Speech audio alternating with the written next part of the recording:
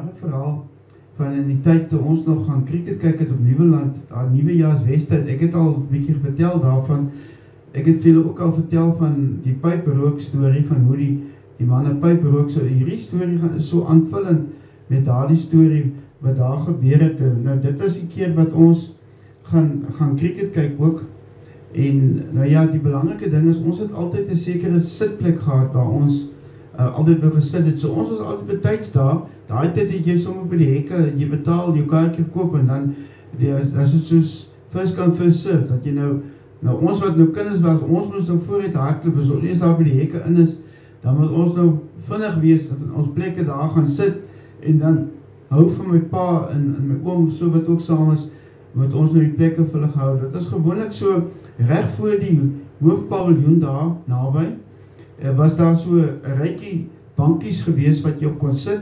Het is net voor die paviljoen gewees, en voor jou was daar nou so 'n grasoppervlakte, soos in Engels sê, so 'n beam, waarop jy dan kan sit, en dan kan jy nou, dit is so skuins gewees, so dan kan jy nou steeds lekker cricket kyk. En ek sal nooit vergeet, ons het die keer daar gekom, en toe was daar toe nou iemand wat nou vir ons voorgespring het, en toe nou die spesifieke plek gevat het, wat nou, wil amper sê, tradisioneel ons sitplek was, op Nuwejaarswedstryd daar op Nieuweland se cricketveld. En dit was altyd so aan die oorkant van die telbord gewees, so die telbord was so reg oorkant die veld, wat jy mooi kon sien. En dit was altyd vir my interessant, die telbord, vreeslike mooi telbord, wat daai tyd ook 'n geskiedeniswaarde gehad, 'n monument was, en ek wil nog 'n storie daarvan ook vertel. Dit is nou, ek het 'n baie ondeende oom gehad, wat die dag ook saam is, en jy weet nou, cricket is mos nou maar heel dag, en dit kan later, kan dit nou so 'n bietjie, weet, vervelig ook word, en dan begin 'n mens nou rondkyk, en dan begin 'n mens nou, weet, ander dinge raak sien, en baie keer gebeur dit ook, dat die skare raak nou, ook so 'n bietjie vervelig, en doen hulle hierdie Mexican wave, dan neem ons nou maar deel daaraan, en so, die spelers ook later besef, maar hulle gaan ook nog maar weer 'n bietjie aksie moet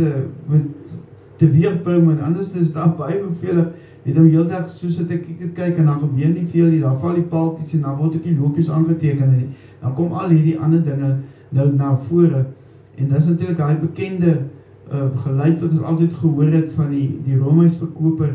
wat daar op Nieuweland vir iets soos 30 of 40 jaar roomhuis verkoop het, wat ook daar by ons voorbij gekom het. Dit is altyd sulke goedjies wat die mens nou onthou, maar hierdie spesifieke dag, toe is my oom ook nou by, en jy weet soos het nou is, ons is 'n bietjie, daar gaan nie veel aan, en hy begin toe nou ook maar rondkyk. Nou ons het in daardie tyd die gebruik gehad om hierdie Jattern broekies, dit was die rugby broekie van daai tyd, die blauwe meeste van die tyd het ons aangetrek, en dit is aangetrek saam met netjies hemde gewees, dit was die gebruik gewees, daar was selfs Jattern langbroeke ook, wat maar die kortbroek was met pype, en broeke wat vreeslik lekker met rugby gespeel het ook. Ek is nooit, jy vir Dani Gerber nou gaan kyk vir Karel Du Plessis, en daai tyd sy rugby, en hy sien het allemaal in die Jattern broekies gespeel,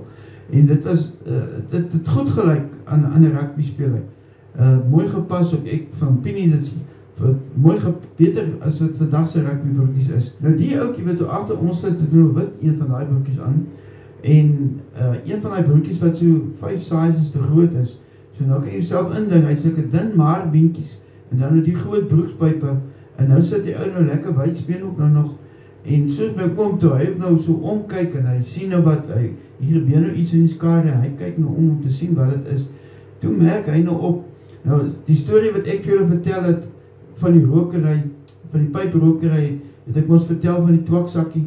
waar die ou nou sy twak ingooi, het so 'n sakkie gewees, amper soos die meelblom materiale van daai tyd sakkie, en dat is so toukie gehad aan die bokant wat jy hom toetrek. Ek weet ons al Bastus ook in so'n type sakkie gekoop daai tyd. So dat jy die sakkie jy nou toukie oopgemaak, oopgetrek, en dat jy jou pyp daan, jou twak uitgehaal, en daai reuk wat daarin was altyd vir my so mooi,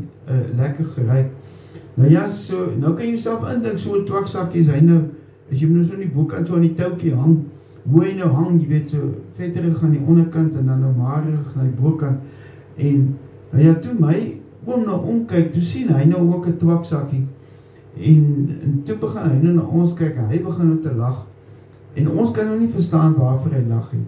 en hy sê net, hy kan nie vir ons sê waarvoor hy lag het. Nou ja, uiteindelik toe oorreed ons hom, nou sê hy vir ons, nou wys hy vir ons moet nou agter ons kyk.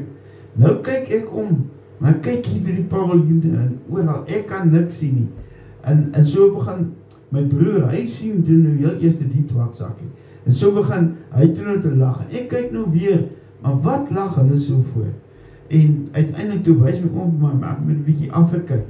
Ja, toe sit die jong man nou hier voor ons, of agter ons, lekker wydsbene, maar hy het nie onderklere aan nie. En ek sit en kyk toe ek my oë so afgaan, toe sien ek nou die twaksakkie daar. En onmiddellik toe, natuurlik toe nog chaos, en nou is ons al drie. En die jongman kan nie verstaan waarvoor ons nou lag. En nou kyk hy ook hier in die paviljoene waar ons nou gekyk het. Hy wil ook nou sien waarvoor ons lag. En so het ons net nog lekkerder gelag, hoe meer hy nou nie kan verstaan waarvoor ons lag nie, hoe lekkerder lag ons nou. Uiteindelik toe het ons dan tot bedaring toe gekom, maar vandag nog, en dit was natuurlijk 'n onderwerp vir 'n lang tyd gewees, maar vandag nog weet hy man natuurlijk glad nie van twaksakkie wat ons gesien het nie, en ons het ook niks om gesê nie, doodstil gebly, en vandag nog, so tussen ek en my broers, is, as ons by mekaar kom, en ons sê die woord twaksakkie, nou ja, dan is het natuurlijk weer 'n groot gelaggerij, en 'n lekkerte om weer vir twaksakkie te onthou, maar wat 'n gesig was dit nie gewees nie. Ek kan jou een ding sê, dit was 'n gesig gewees, maar het was nie 'n mooi gesig gewees. Ek het geen begeerte om weer daardie gesig gesien, die twaksakkie, wat ons daardie dag gesien het, daar op Nieuweland, terwyl ons 'n bietjie vervelig was om krieket te kyk. So dit was sommer die twaksakkie wat ons gesien het, nie die twaksakkie wat die rokers, die pyprokers gebruik het.